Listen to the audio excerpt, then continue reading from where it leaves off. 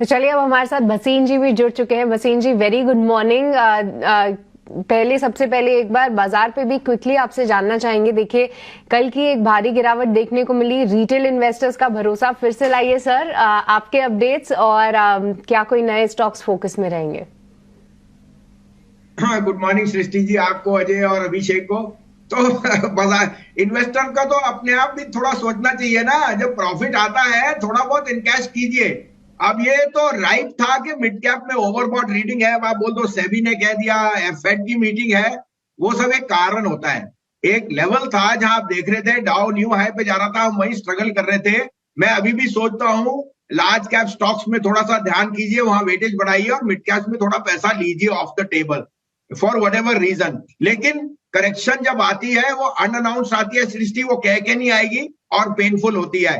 होएवर हमें लगता है कि अब ये बाइंग अपॉर्चुनिटी है, क्योंकि certain section of the market particularly PSU, OMCs, आपके मेटल स्टॉक्स, वहां पे बहुत शार्प करेक्शन आया है।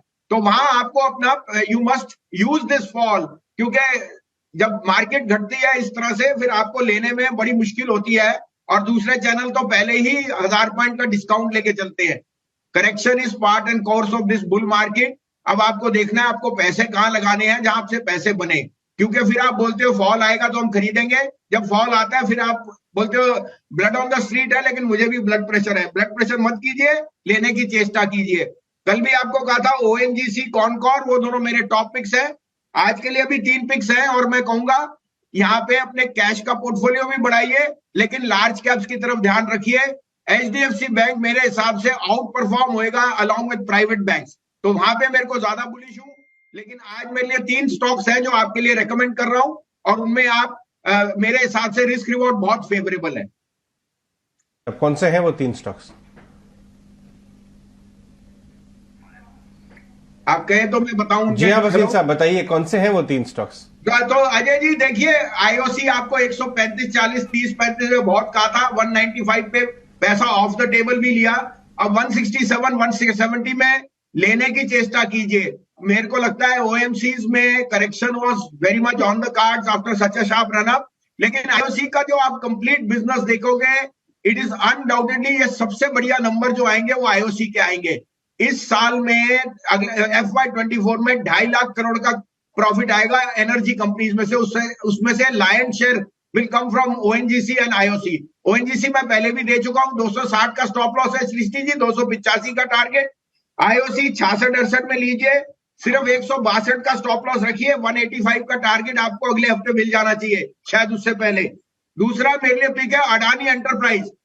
क्वाइटली अडानी का market share almost double triple हो गया है, और Adani enterprise as a holding company, whether coal सब कुछ मिला के एज अ कंग्लोमरेट, मुझे लगता है अडानी में बहुत अच्छा एंट्री पॉइंट है। मुझे 3550 का न्यू हाई दिखता है इसमें, और आपको और बता दूं 3350 के ऊपर 2 दिन क्लोज हो गया तो यू विल बी सरप्राइज के 3800 भी आ सकता है। इसमें स्टॉप लॉस आप 3150 का रखिए, क्योंकि मार्केट वॉलेटाइल है। तीसरा एचपीसीएल, जो आप 600 पे चेस करते थे, अब 500 रुपए आ गया है। यहाँ रिस्क रिवॉर्ड बहुत फेवरेबल है, 488 का स्टॉप लॉस रखिए, और मुझे लगता है 550 का टारगेट इसमें आपको मिल जाना चाहिए। तो तीनों पीएसयूज हैं जो मेरे पोर्टफोलियो में मैं बोल रहा हूं। ओएनजीसी मैंने कल भी आपको कहा था अलॉन्ग विद कॉनकॉर, और इंडिया बुल रियल एस्टेट और आरबीएल बैंक, इनमें आप अक्यूमुलेट कीजिए, ये शेयर आपको बहुत बढ़िया रिटर्न देके जाएंगे। ओके, बहुत बहुत शुक्रिया वसीम साहब इन सारे शेयर्स के लिए।